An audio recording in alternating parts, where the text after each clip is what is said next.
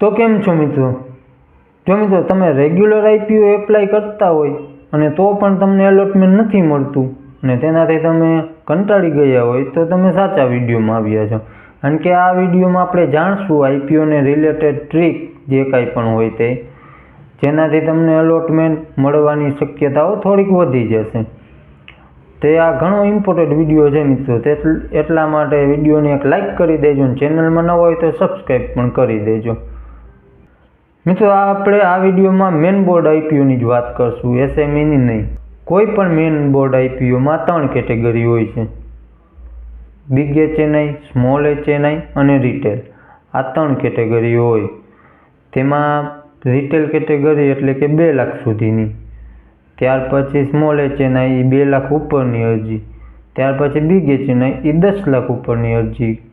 તેમાંથી સૌથી સારી કેટેગરી છે બિગ એચએનઆઈ, જો તમારી પાસે પૈસા હોય તો. કારણ કે બિગ એચએનઆઈ કેટેગરીમાં કેવી રીતે હોય, એમાં તમને દેખાતું હોય કે 50 ગણો ભરાણો, પણ એ શક્યતા તમારી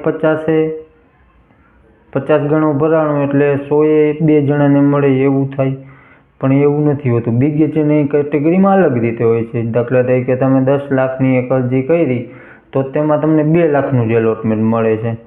એટલે કે જો તમે 50 ગણો ભરાણો હોય તો એને ભાગ્યા 5 કરવાનું, એટલી તમારી શક્યતાઓ આવે લાગવાની. બાકી સ્મોલ એચએનઆઈ કેટેગરીમાં શું હોય છે કે એમાં મોસ્ટ ઓફ લોકો પાસે 2 લાખ રૂપિયા તો હોય જ છે, એટલા માટે એમાં બહુ જાજી બધી શક્યતા ઓછી હોય છે અલોટમેન્ટ મળવાની. એટલા માટે બિગ એચએનઆઈ કેટેગરી સૌથી પહેલા નંબર ઉપર આવે જો તમારી પાસે પૈસા હોય તો.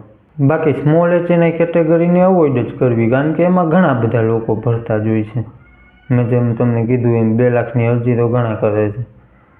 ત્યાર પછી જો તમારી પાસે 2 લાખ રૂપિયા હોય તો પછી સ્મોલ એચએનઆઈ કેટેગરીની બદલે મલ્ટિપલ ડીમેટ એકાઉન્ટમાંથી, ફેમિલી મેમ્બર હોય આપણા, તેના મલ્ટિપલ ડીમેટ એકાઉન્ટમાંથી તમે એ બધામાંથી એક રિટેલ અરજી કરી શકો. તે વધારે સારું રહે એક સ્મોલ એચએનઆઈ કેટેગરીમાં એપ્લિકેશન કરવા કરતાં. પછી મિત્રો ઘણા બધા લોકોની આ અરજીઓ રિજેક્ટ થઈ જતી હોય છે, કારણ કે લોકોને ખબર નથી હોતી. તમે પણ આ ભૂલ ન કરતા કે એક પાન કાર્ડ ઉપરથી 2 અરજીઓ કરવી.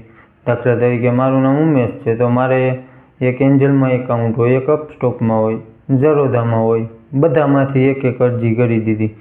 તો એવું ન કરતા, કારણ કે એમાં કોઈ દી આઈપીઓ લાગશે નહીં, એ તમારી એપ્લિકેશન રિજેક્ટ સમજવી.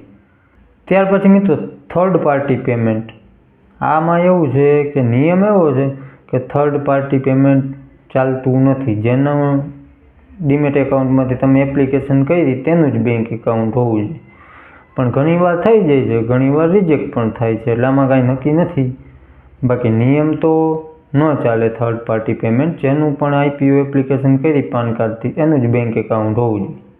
પછી ઘણા બધા લોકો વિચારે કે હું છેલ્લા દિવસે એપ્લાય કરીશ. તો મોટા ભાઈ સારો આઈપીઓ એમાં છેલ્લા દિવસની રાહ ન જોઈ, કારણ કે છેલ્લા દિવસે શું હોય છે, કારણ કે ટ્રાફિક એવડો હોય છે, બેંકમાં ક્યારેક ડિલે થઈ છે બેંક તરફથી, ક્યારેક પેમેન્ટ રિજેક્ટ થઈ જાય છે, ક્યારેક મેન્ડેટ નથી આવતું, એટલે આવી બધી તકલીફો રહી છે લાસ્ટ ડેની રાહ જોવામાં.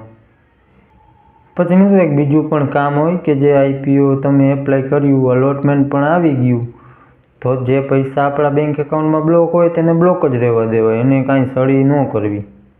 તો મિત્રો આ હતી આજની અપડેટ. બાકી હજી તો આ 2024માં આઈપીઓ ઘણા બધા આવ્યા હતા. હવે 2025 ચાલુ થવા જઈ રહ્યું છે 2 દિવસોમાં. તો મિત્રો 2025માં આનાથી પણ વધારે આઈપીઓ આવવાના છે અને સારા પણ આવવાના છે અને ઘણા મોટા પણ આઈપીઓ આવવાના છે.